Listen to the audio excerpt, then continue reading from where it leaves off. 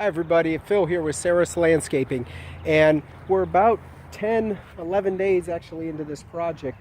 And one of the big changes that we had while we were on this job is the homeowner asked us if we could redo the entire front of the property as well. So that's what we've done. While we've been out here, we've had a chance to overhaul not just the backyard now, which I'll show you in a few minutes, but the front yard as well. We took out a old mature landscape that had been here for probably about 15 years, and we put in this new landscape, and that is what you're seeing behind me. I'm going to try to stay out of the sun here. So it started off where there was a very large juniper island here, and that was more for soil retention and erosion control, but these junipers get really big and they don't look all that pretty. So we regraded a good portion of this front hillside and just simply added some grass in here to shorten the bed and not require so much plant material.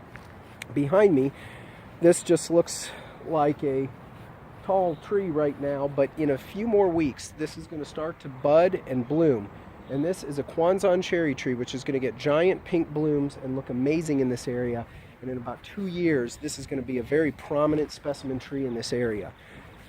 We do 2 plants to the front left and right, and you'll see that we tend to invest a little bit more into the transition points at the front of the house as well as a specimen tree. So while the rest of the foundation shrubs right now are just smaller 3-gallon shrubs, they are designed to grow quickly and be low maintenance. But at the anchor points, which are generally our transition points, and at the entrance of the house, we do tend to use a little bit larger plant material. So in this area we have 2 Hinoki cypresses. Hinoki cypress is known for its very random look and leaf structure and pattern, and it has the feel of a Japanese garden. Together with a Kwanzan cherry tree, which is very common to find in a Japanese garden, this is going to give it a very nice appeal, and it's going to give it a great visual appearance and something that you really don't see every day. And that's what we want to do. We want to offer people something that's still low maintenance, still grows well in our area and in our zone, but we want to give something that you're not going to see at everybody else's house. So we also took some boulders, and we've got 4 of them here in the front yard, and we use them in our landscape. It's a great way to break up the front yard and to visually offset what you see again everywhere else. And boulders are also going to create a great spot, and I'm not sure if you can tell here, but we've mounded this up. So we've got a nice mound that's going up. Right now it's covered with mulch, because in about 3 to 4 weeks all of the spring and summer annuals are going to come out. Right now there's only a small selection available at the local nurseries, but a few more weeks and the nurseries are going to be flooded with new summer annuals. And we're going to come back to this property and we're going to plant big pockets of colorful plants right here, and we've got a few more planned for right up in this area. So again, we've used the boulders in the landscape to help break up the heights, because that's what we're trying to do, is we're going to create variations in heights and different levels to add more interest. So at this transition point, and oh my gosh, I can already smell this. This is a tea olive, Osmanthus fragrans, and this tea olive we ordered as a 15-gallon plant, again to give us some immediate structure to the foundation of the house.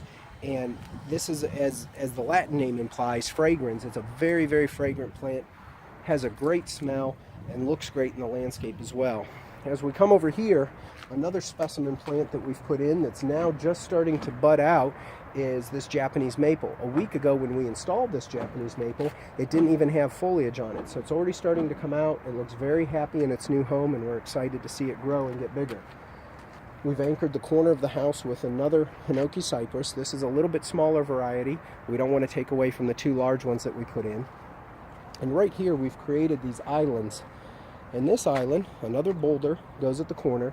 This is a Muskogee crepe myrtle. A Muskogee crepe myrtle gets a beautiful lavender color. It's a multi-trunk tree, and as people pull up during the summertime, this is just going to have gorgeous lavender colored blooms. So I'll take you to the backyard, but again, another front yard renovation is pretty common on projects where the clients ask us, while we're here, can we do the extra work? So we're used to it. We usually budget in a little bit of extra time to do these types of things, and in the end, they're set for the rest of the year. We'll see you in the backyard. All right, I am back in the backyard. And as I mentioned on the first day of the job, I told you we were going to do an 18-foot by 8-foot deck expansion. The deck expansion is now done, and I've got to tell you, this looks amazing. And the pathway, so in the beginning, in the last video, you saw that I just had some blue lines painted on the ground. Now what you see is an entire pathway that leads down to the entrance of this deck, and we've added this retaining wall. This retaining wall is going to separate the air conditioning unit that's in the corner. It's going to also serve to make this pathway a little bit more warm and inviting. And anchoring this, we have a dogwood tree. This is a Coosa dogwood tree. It's more of a smaller variety of dogwood, but this is going to have a white and a pink bloom on it.